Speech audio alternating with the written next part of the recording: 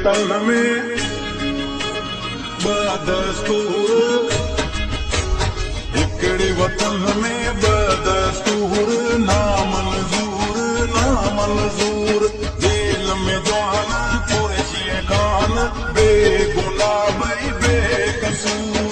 हिकड़े वतन में बदस्तूर, ना मंजूर, जेल में जवान कुरैशी खान, बेगुनाह भई